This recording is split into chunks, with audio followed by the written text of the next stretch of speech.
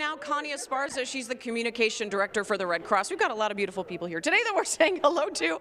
And you have been doing this for 14 years now. I know this is something so near and dear to your heart. What keeps you going, and what is it important for people at home to know about the impact this organization has? Marie, I have the opportunity to talk to people that have been impacted by disasters, or somebody in their family or themselves have needed blood products, and just the impact of just a donation and shelter that it brings, the comfort and care that the volunteers are able to provide on somebody's worst day, or the blood product that impacts an entire family. It's not just a person receiving it, right? It's the trajectory of the entire family. Yeah, and if someone wants to do something maybe more than give money, there's a range, right? It could be you're here and you're answering phones at a telethon, or you're responding. Give us sort of the range or what skills people need if they want to give back through the Red Cross. That's a question we always get, and every dollar matters. Every donation, whether however small or big, makes a significant difference in somebody's worst day. And there's so many different roles that you can execute as a volunteer.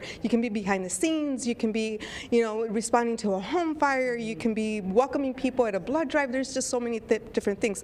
And we need skilled people too, right? Yes. We have logistics, we have human resources, information technology. All of that plays a part when we're standing up a disaster response. Yeah, so if you've got a skill anywhere in there, you should sign up. And how can someone do that if they're thinking this might be a right fit for them? Redcross.org, or if somebody prefers to speak to somebody, 1-800-RED-CROSS.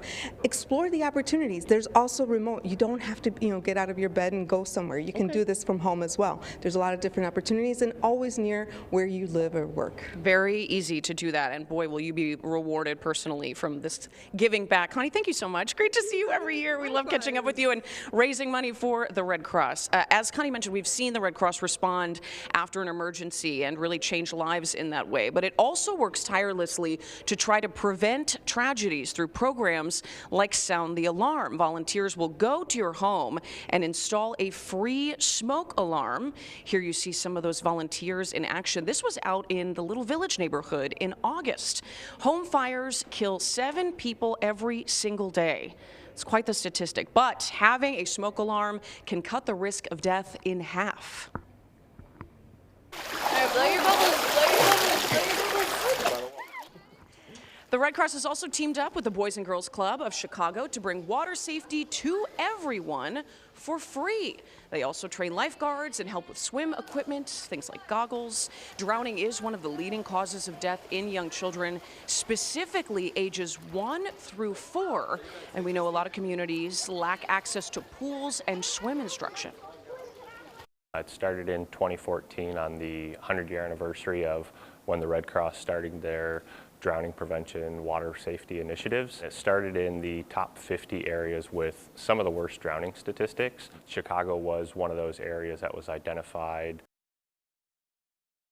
The Boys and Girls Clubs of Chicago has 4 aquatic facilities across the city, providing access for families and communities to learn those swim lessons free with an annual membership. They're also available to members of all skills and ages from 5 years to 18. Okay, I'm joined here by a guest, and this is part of the fun of the telethon, is that we get to introduce you to some fun people in our community to keep you watching and hopefully inspire you to give.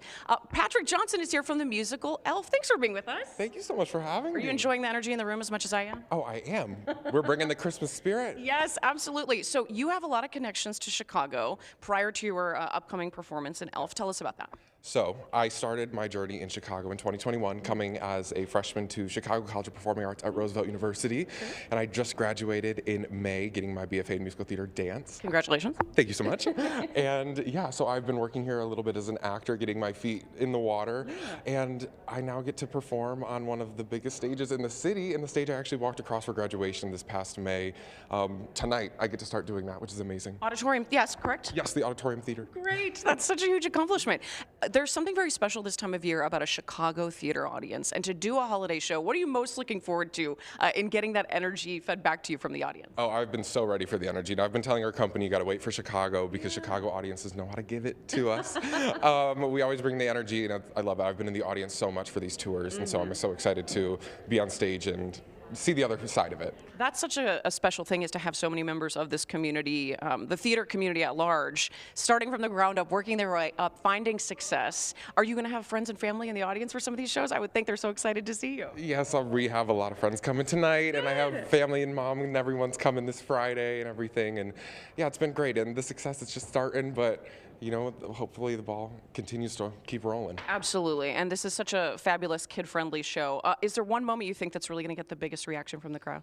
Ugh. No spoilers, I know, but Yes, I would say our Sparkle Jolly number is a big one. That's when we really ramp up the Christmas spirit in the show, and it really brings a big smile to everyone's face, and it's the first big number in the show. Sparkle Jolly, 2 words. That's all you need to know about this show. Patrick, thank you so much for being here. Thank you so much for having We me. appreciate it, and hopefully we're inspiring everyone to get in that holiday mood and that giving mood. If you'll stick around and help me, let's check our total right now. Drum roll, please. Oh, they're so good at that. Amazing, more than $659,468. Wow. Thank you all so much for your extended giving. We appreciate you being with here on our stream throughout the day, and we will check back in with you. Continue to call, scan that QR code, go on our website, and we'll have another update on our totals here throughout the hour.